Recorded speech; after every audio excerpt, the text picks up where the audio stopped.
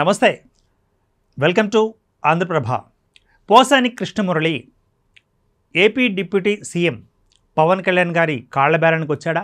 14 రోజుల పాటు రిమాండ్ ఆయన ఇప్పుడు తాజా పరిస్థితిలో ఉన్నాడు.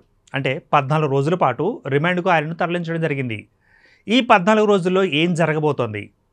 ఒకవేళ తాను చేసిన వ్యాఖ్యలు ఏవైతే ఉన్నాయో, అంటే హైదరాబాద్లోని సోమాజిగూడ ప్రెస్ క్లబ్ సాక్షిగా, అటు తర్వాత ఆయన వేరు చోట్ల పెట్టిన ప్రెస్ మీట్ల యొక్క సాక్షిగా తిట్టిపోయడం జరిగింది. అంతా అనేసిన తర్వాత తూతూ అనుకుంటే సరిపోతుందా? చట్టం తన పని తను చేసుకుపోతుంది కదా. కామెంట్స్ విన్న పవన్ కళ్యాణ్ గారి యొక్క ఫ్యాన్స్ కానీ, అదేవిధంగా ఆయన యొక్క రాజకీయ అనుచరులు కానీ వీరంతా చూస్తూ కామ్గా ఉంటారా? అలా కాదు కదా. మొత్తానికి పోసాని కృష్ణమురళి గారు పవన్ కళ్యాణ్ గారి మీద, వారి యొక్క కుటుంబ సభ్యుల మీద, వారి కూతురు మీద కూడా చేసిన వ్యాఖ్యలు ఇప్పటికీ ట్రోలింగ్ అవుతున్నాయి, ఇప్పటికీ సోషల్ మీడియాలో మనకి కనిపిస్తున్నాయి. అదేవిధంగా పవన్ కళ్యాణ్ గారిని వ్యక్తిగతంగా నువ్వు అన్ని పెళ్ళిళ్ళు చేసుకున్నావు, ఇన్ని పెళ్ళిళ్ళు చేసుకుంటావు అంటూ కూడా అన్న మాటలు ఇప్పటికి కూడా వీడియోలు బోల్డెన్ని మనకి బయట కనిపిస్తున్నాయి. మొత్తం మీద అనుభవించి రాజా అన్నట్లుగా చేసుకున్న వాడికి చేసుకున్నంత మహదేవా అన్న తీరుగా మరి అన్ని కేసులు కూడా మెడకు చుట్టుకోవడం, 14 రోజుల పాటు రిమాండ్కు తరలించబడడం, ఇది తాజాగా పోసాని కృష్ణమురళి గారి యొక్క చాప్టర్లో కొనసాగుతున్న అంశం. ఇక చివరిగా ఇవన్నీ ఎక్కడికి దారితీస్తాయి అంటే, ఎక్కడికి దారితీస్తాయి అనడం కంటే ఎక్కడికి దారితీసాయో మనం ఒకసారి విశ్లేషించడం కూడా చాలా ముఖ్యమైన పాయింట్. ఆయన గతంలో వైఎస్ఆర్సీపీ హయాంలో ఎఫ్డీసీ చైర్మన్గా ఉన్నారు. మరి ఎఫ్డీసీ చైర్మన్గా ఉండి ఆయన చేసిన పని పెద్దగా ఏం లేదు.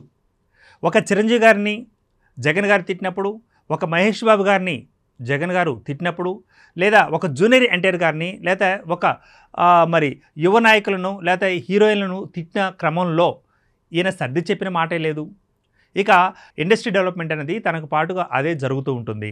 కాకపోతే చైర్మన్గా అంటే ఇక్కడ ఏంటంటే ఒక కర్ర ఇచ్చి అక్కడ కాపుకూలిగా కూర్చోబెడతారు. కాబట్టి ఎఫ్డీసీ చైర్మన్గా పోసాని కృష్ణమురళి చేసిన పెద్దగా ఏమీ లేదంటూ కూడా ఇప్పటికీ పలు విమర్శలు వస్తున్నాయి. మరి ఆ ఎఫ్డీసీ చైర్మన్ ఎలా వచ్చిందో కూడా అందరికీ తెలిసిందే కదా. వైఎస్ఆర్సీపీ హయాంలో 4 బూతులు తిట్టడం, 6 సార్లు అరవటం, ప్రెస్ మీట్లు పెట్టడం జరిగితే అందుకే ప్రతిఫలంగా ఆయనకి ఇచ్చినట్లు కూడా ఇప్పటికీ వార్తలు మనకి బయట వినిపిస్తున్నాయి. ఇక ఇదంతా అయిపోయిన తర్వాత పవన్ కళ్యాణ్ గారి యొక్క వ్యక్తిగత కీర్తి ఏదైతుందో, గుడ్ విల్ ఏదైతుందో దాన్ని మొత్తం హననం చేస్తున్నట్లుగా 2 తెలుగు రాష్ట్రాలు కూడా ప్రెస్ మీట్లు పెట్టడం కూడా జరిగిపోయినాయి. ఇవన్నీ జరిగిన తర్వాత ఫ్యాన్స్ ఊరుకోలేదు. ఒకానొక ప్రెస్ మీట్లో కూడా హైదరాబాద్ సోమాజిగూడ ప్రెస్ క్లబ్లో కూడా సాయంత్రం పూట పెట్టినప్పుడు అక్కడ ఫ్యాన్స్, మన పవన్ కళ్యాణ్ గారి యొక్క ఫ్యాన్స్ కూడా చుట్టుముట్టడం, కొట్టినంత పని చేయడం కూడా అక్కడ సీన్ క్రియేట్ అయింది. అయినా సరే మార్పు రాలే. ఆ మార్పు రాకపోవడం ఎక్కడి దాకా తీసుకొచ్చిందంటే, ఈరోజు అన్ని కేసులు ఆయన మెడ మీద చుట్టుకోవడం, 14 రోజుల పాటు రిమాండ్కి తరలించబడటం, ఇవన్నీ చకచకా జరిగిపోయాయి. ముందుగా అనుకున్నాం కదా, చట్టం తన పని తాను చేసుకుపోతుంది. మనం అన్నా అనకున్నా, మన మీద నిరూపణ అవ్వకున్నా, మనం ఏమైనా కామెంట్ చేసినా కూడా అవి అందరూ వింటారు. ఎందుకంటే మనం సెలబ్రిటీలం కదా. మనం మీడియా సాక్షిగా, మీడియా వేదికగా ఏం కూసినా, ఏం మేత మేసినా, ఏ కారుకూతలు కూసినా అవి మొత్తం అంతా అందరూ గుర్తుపెట్టుకుంటారు. కాబట్టి కాలం వచ్చింది, పాపం పండింది కాబట్టి ఈరోజు కేసులు మొత్తం ఆయన చుట్టుకోవడం జరిగింది. దీని యొక్క పర్యవసానం ఎలా ఉందంటే, సినీ ఇండస్ట్రీలో ఈయన మాటల రచయితగా, ఒక నిర్మాతగా, ఒక మంచి నటుడుగా, సింగిల్ టేక్ తీసుకునే నటుడుగా మంచి పేరుంది. ఇప్పుడు ఆ పేరు మొత్తం పోయింది, మటాష్. ఇక సినీ ఇండస్ట్రీలో ఆయనకు ఏ ఒక్క అవకాశం ఇవ్వము అంటూ కూడా బయట వినిపిస్తున్న మాట.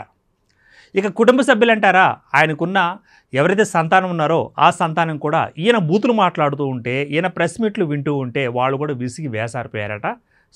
అదొక విషయం. ఇక ఈ రెండింటి తర్వాత సమాజంలో ఆయన యొక్క పరిస్థితి ఎలా ఉందంటే, ఈవెన్ ఒక కోడిగుడ్డు లేదా ఒక టమాటా, ఒక వంకాయ, ఒక పాల ప్యాకెట్ కొనడానికి బయటకు వెళ్ళలేని పరిస్థితి. ఇంకా ఆయన యొక్క వ్యక్తిగత ఫ్రెండ్స్ కూడా దగ్గర రానివ్వకుండా దూరం చేస్తున్నట్లుగా తెలియవస్తుంది. మొత్తానికి రెంటికి చెడ్డ రేవడిని మనం చూసాం, కానీ అన్నింటికి చెడ్డ రేవడిగా ఎవరున్నారా అంటే ప్రస్తుతానికి పోసాని కృష్ణమురళి గారు అంటూ బయట వినిపిస్తున్న మాట. మొత్తం మీద నేను తప్పు చేశాను, నన్ను క్షమించండి అంటూ కాళ్ల బేరానికి వచ్చేట్లుగా మనకు వినిపిస్తున్న మాట, వార్త కూడాను. మరి ఇది ఎంతవరకు నిజం ఏమో. ఒకవేళ అకారణంగా ఆయన తిట్టి ఉంటే, ఒకవేళ కారణంగానే తిట్టి ఉంటే పాపం పండింది కాబట్టి, శిక్ష పడబోతుంది కాబట్టి, శిక్ష ఖరారు కాబోతుంది కాబట్టి ఆయన కూడా ఒకవేళ మరి వచ్చి కాళ్ళబేరానికి వచ్చి ఆయనతో మాట్లాడుకునే అవకాశం ఉందా? ఎస్, ఉండొచ్చు అంటూ కూడా బయట సినీ ఇండస్ట్రీలో, పొలిటికల్ సర్కిల్లో వినిపిస్తున్నమాట. సో ఏం జరగబోతుందో వేచి చూద్దాం. Keep watching Andhraprabha.